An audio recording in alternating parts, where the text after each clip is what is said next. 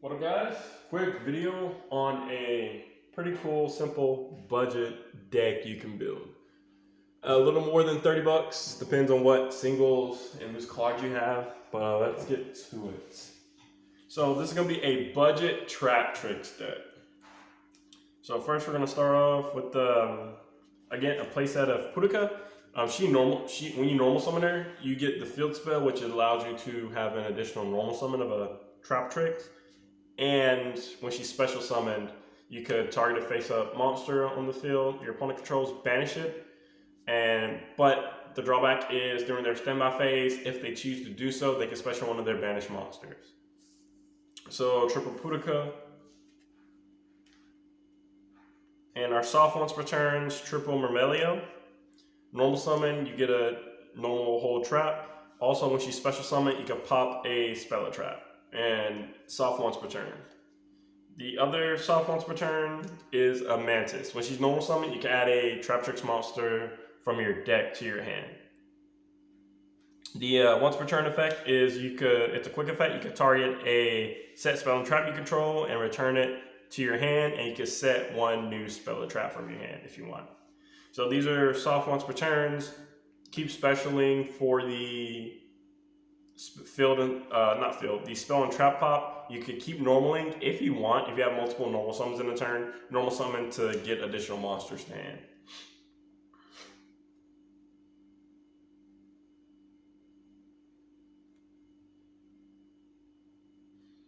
Again, we have two Daunea. Her first effect is soft once per turn. When she's normal, you could target a trap Trix in your grave and special it in defense position. That is a soft once per turn, so if you want to keep normal summoning her, go ahead. But her second effect is a hard once per turn. When she's special summoned, you can target a normal hold trap card in your grave and set it. We only play 2 of those, and double Arachnokampa. If you control a Trap Trix monster, you can special her from your hand, but if you do, you're locked into plants and insects for the turn that you can special summon. Also, she has this effect when she's on the field. If your spell or traps will be destroyed by card effects the first time in that turn, they aren't. So she's a little board protection. Those are all the main deck Trap Trick monsters. Now to the additional monsters, triple Parallel Exceeds, because it's Parallel Exceed, why not?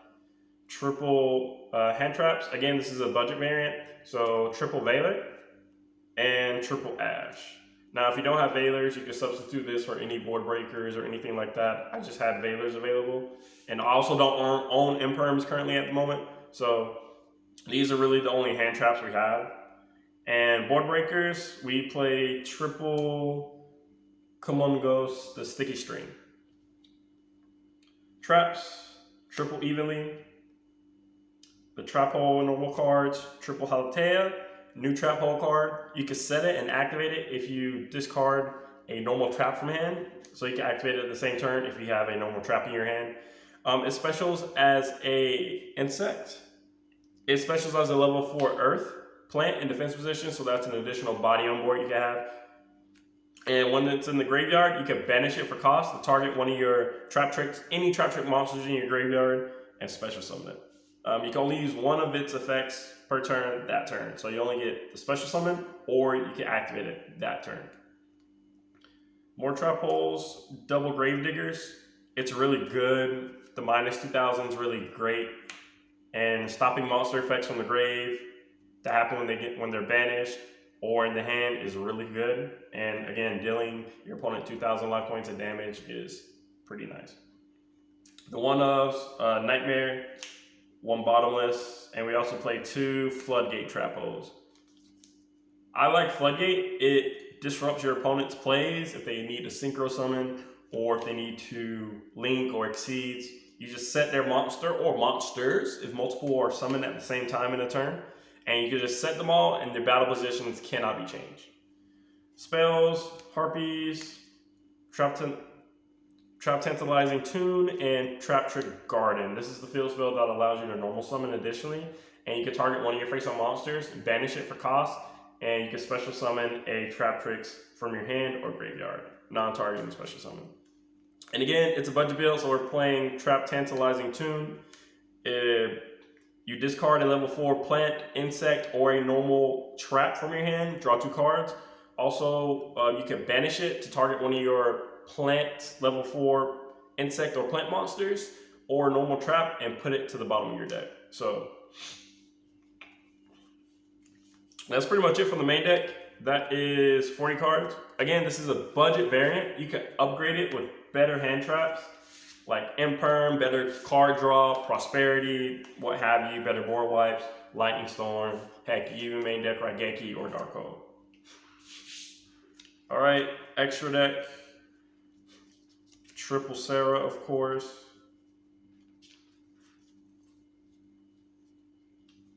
Playset of Sarah.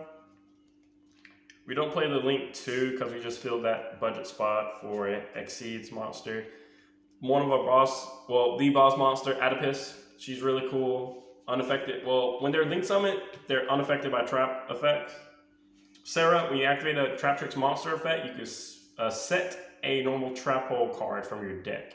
When you activate a normal trap, or when a normal trap is activated in general, you can special summon a Trap Trix from your deck.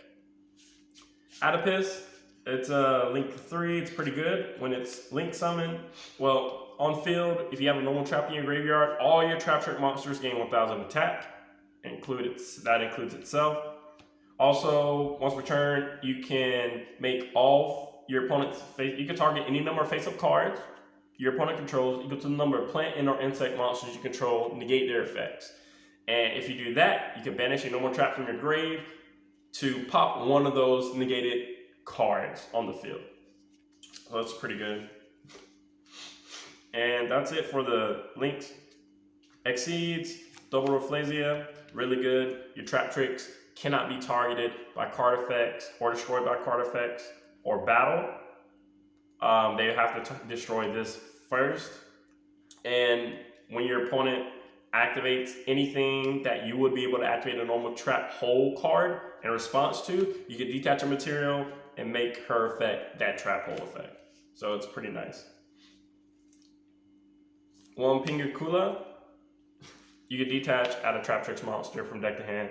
Also, if a card your opponent controls is sent to the grave or banished by a card effect, or just sent there or banished by their own, by any effect, really, you can attack. If it's a monster, you can attach it to her and she'll gain protection from card effects of that monster type as long as it's attached.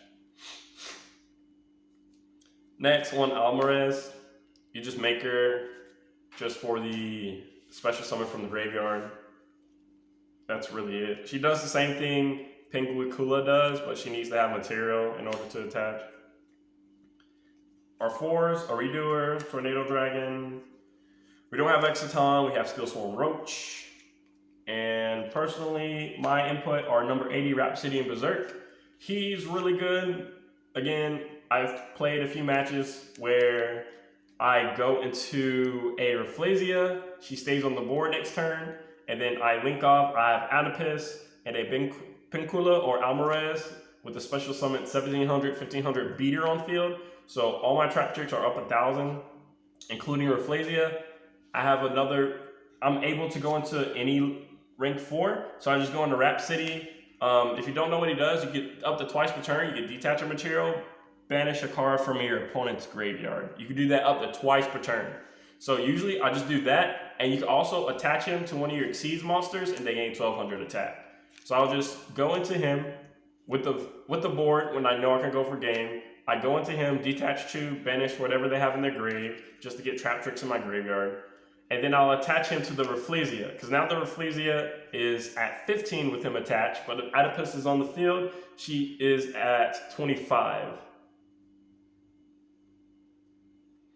So again, just the additional beater. One, Karen Gorgon, Anti-Luminescent Knight. Basically, this retargets any card that targets one single card. You can have that target another appropriate target. I just had him, so, and he's a rank 4. And one, Diamond Dire Wolf. If you don't know what he does, you can detach one, target a Beast Warrior, or Wingbeaks monster you control, and one other card on the field, and pop them both. That's the main deck, 40 cards. Again, it will be getting upgrades as soon as I get more of my actual cards in the mail for the deck. But until then, that is pretty much it. We'll go to the extra, or the side deck. We play triple anti-spell fragrance because why not? A Raigeki, one change of heart, one magic deflector. We don't have judgment, so we play triple dark bribes, triple Lantia, and a few fun cards I found. Skill prisoner. 3, 6, 7, 8, 9, 10, 11, 12, 13, 14. We're actually one card short in our extra deck. So like I said, this is just a budget variant. We'll make our 15th card another Raigeki.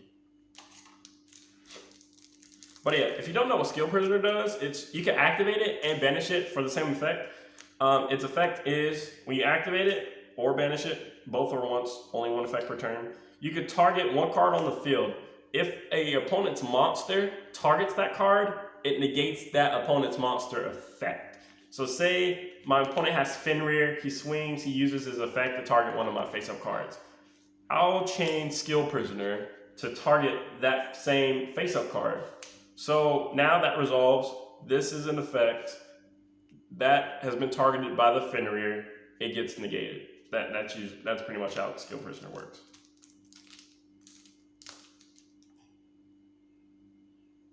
When it resolves, yes.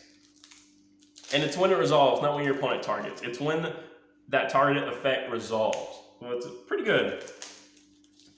That's pretty much it.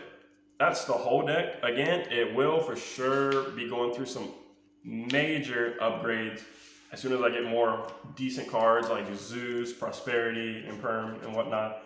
But that's pretty much it. I'm gonna go ahead